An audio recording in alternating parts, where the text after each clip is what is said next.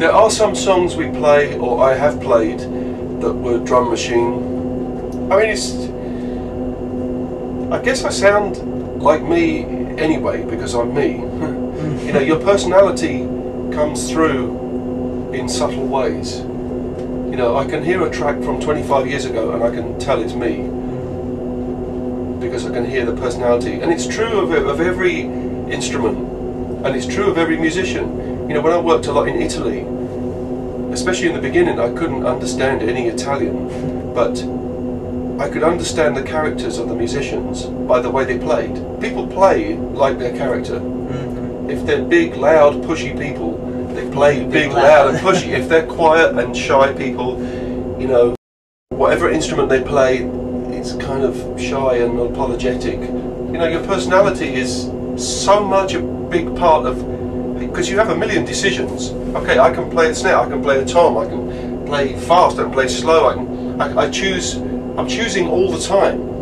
In every second, I'm choosing to play the ride, I'm choosing to hit the hi-hat, I'm choosing to play the ride, I'm hitting the tom, I'm choosing to play a fill that goes up the toms and ends with a bell. There's so many decisions, and at the end of the day, it's my personality that would make those decisions. I mean, of course, you can, if you're someone who likes to pre-plan everything you play, then you just regurgitate every single note from the record every night in exactly the same way. I don't like to do that. I like to play a little bit different all the time. I mean, obviously there are fills which are part of the song, which I think are important enough that I should play them the same every night. And then there's lots of other things that I improvise every night, because I want to kind of evolve all the time. I don't want to just play the same fill in the same place every night. It won't feel like a performance to me. And you're right now in that kind of position to do it every night, because Porcupine Tree is very well known for swapping set list almost every night. And King Crimson is very open as well about the drum part. So I guess absolutely, is that a bit of a drummer's dream? I think so. I think it's nice to be in a position that people let you do what you want and trust you to do what you want.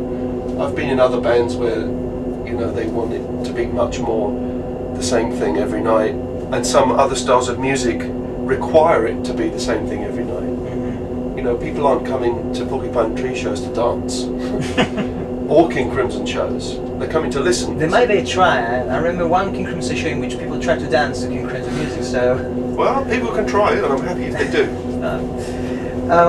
I wanted to ask you as well about, you commented about 25 years ago, and you have listed on your website, on your CV, that your first gig was with Iggy Pop? Pro gig list. Yes, it wasn't my first gig. I mean, I was working from 1979. Nothing particularly notable happened, you know, in those first few years that were worth really, you know, that anyone would have heard of.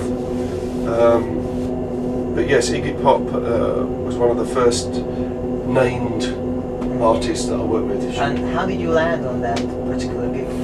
A friend of mine told me that he was auditioning drummers in London. So I phoned the guitarist who was running the auditions and said, "Can I come and audition?" He said, "We've already got all the drummers, but if you want, you can come at the end. Here's the 2 songs. See you on Thursday." So I went and bought the 2 separate albums.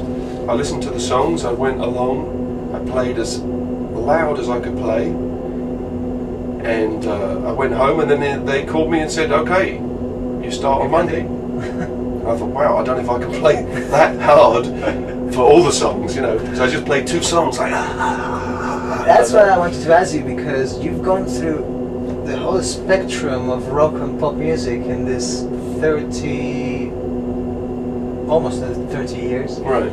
And I was wondering, and you talked about Italy, for instance. I know you work with Eros Ramazzotti. How is that different, if it's different, to work with people from mainland Europe to the UK and the US? It's no different. No different at all? No different. I mean, everyone, you know, people have songs, they want you to perform on the song to enhance the song. If it's Spanish, if it's Italian, if it's German, if it's English, it's all the same. Obviously, with some languages,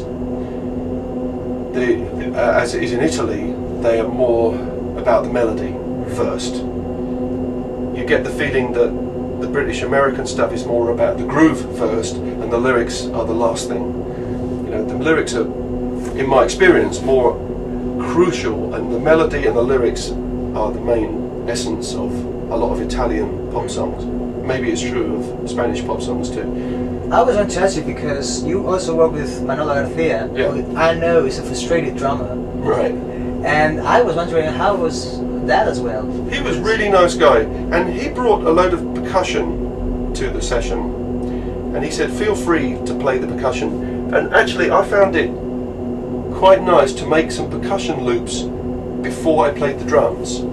So we were working in France with a Pro Tools operator. This was in the 90s, and I asked Manolo if it's okay if I make some sort of loops to play to create more atmosphere, rhythmic atmosphere, and he was very open to it. No, he's really got used to it because he uses that a lot these days in his latest albums. Yeah, he reminded me a little bit of Franco Battiato. He was very open-minded in terms of experimenting or trying anything you want to try was okay with him.